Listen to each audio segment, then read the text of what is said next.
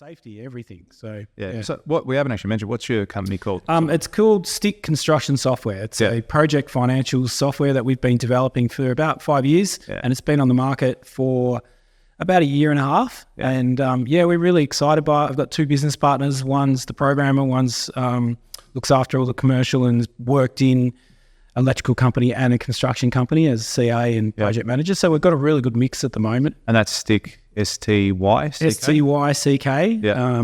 It's one of those ones we got all our initials and put it together for a name. Oh, nice. Eventually, it looks okay, but we do get a bit of stike and stick. Yeah, see what I did there? So it's pretty exciting at the moment. In a time when I guess it looks like it's not a great time for construction, we're well priced, we're easy to use. And I think that's important with software. Yeah, it is. And it's not complicated. You don't need a degree. One person can use it, or we've got companies that got 15 people using it. So we're really flexible. And we're finding we're getting a lot of people in the middle of the night inquiring about software. So obviously people are probably up to their necks in construction and worried about where their dollars are and are typing in or seeing us on Facebook or Instagram and going, I need to get on top of my projects, finances. Yeah, and that's what we do well. So, and we play in between the Xero, the MyOb, and really just on site. So there's not a lot of companies in between that can, and we integrate with a lot of different stuff. So yeah, it's really exciting. Yeah. So I think that's a misconception with a lot of builders too. It's like, my finance stuff is Xero. Yep. That's MyOb. Like, what do you use for you to manage all your finances? Oh, MyOb. Like, no, you don't. So you find that as well? Yeah, I do. I find that doesn't work at all. Like, that's the worst thing to use. It works well for other businesses. Like, if you got your media business, you use Xero. I use Xero in my consulting business. I would never use Xero or MyOb or any other accounting software other than the one I've got that's construction specific. That's the biggest thing I tell people. Like, I don't care what you use. Just use something that's specific to your industry that helps you. Like, if there was a better software for marketing and branding, I dare say you'd probably use it. Do you know what I mean? Something that does everything that you need it to do. And that's it. And at the moment, we're finding a lot of people are out there wanting everything in software. And I'm just like, no, you don't have everything. You don't have estimating. You don't have finances. You don't have safety all in one at this point. If someone's saying they do, they've got holes in it. Yeah, I agree. And we're getting a lot. So, and we're sitting in a nice little area. We can work with anyone. We can integrate with anyone. And we can also be a good starting point to really, starting point for a company to start getting organised with the document management and then flow into your projects, watching your actuals versus budget, communication, contracts to subcontractors, and then just daily use of all the communication with finances. So and then we'll integrate with BuildPass, which is an amazing company doing a lot of safety and doing a really good job in the safety area.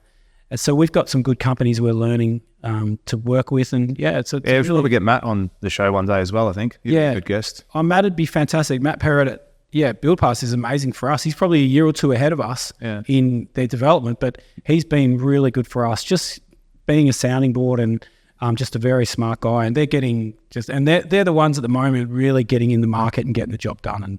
And we're happy to say we're working really well with them, which is going to be great for us. Yeah, it's good. It's a collaborative approach when you integrate with other businesses like that too. So I think and even with what we're doing too. Yeah. It's good that you integrate with the right people. I think that's important. And it is something that we need to do now, is just try and find the right people to, I guess in a time like now, it's probably the best time to work with the right people and help each other, I guess, rather than just being out there by yourself. So it's exciting.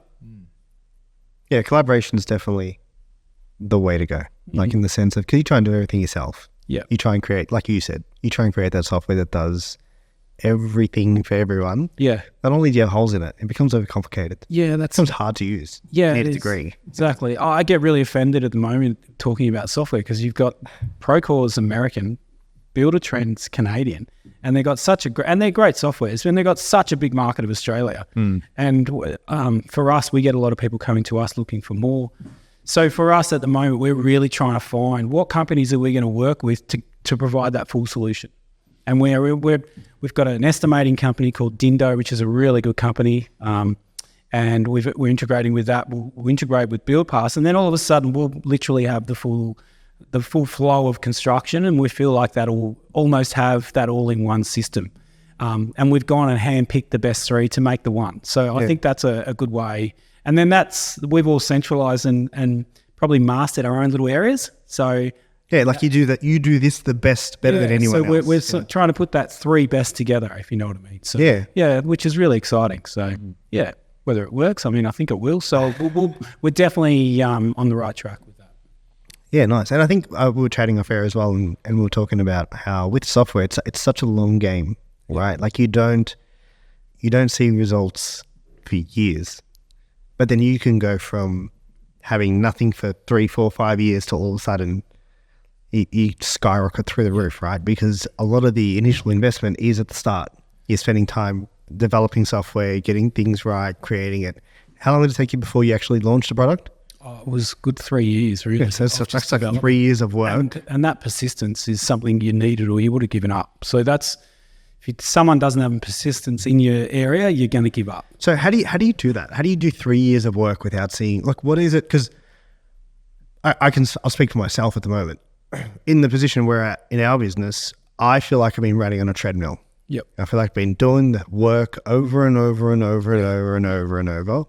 And I feel like I'm in the same spot. Even though I know what I'm doing is growing towards something else, there's times where doubt creeps in, or you see someone else and you think, fuck, like, look what they're doing. Do you know what I mean? Like, I should just do that. Or like, and those thoughts creep in. What do you say to yourself to make sure that you stay in line, or to keep yourself going and motivated at that point, right? You know you're not going to see anything for years on end. It's a good point. Probably have to read the financial review and find out what some of these software companies are making, are probably worth once they get it right.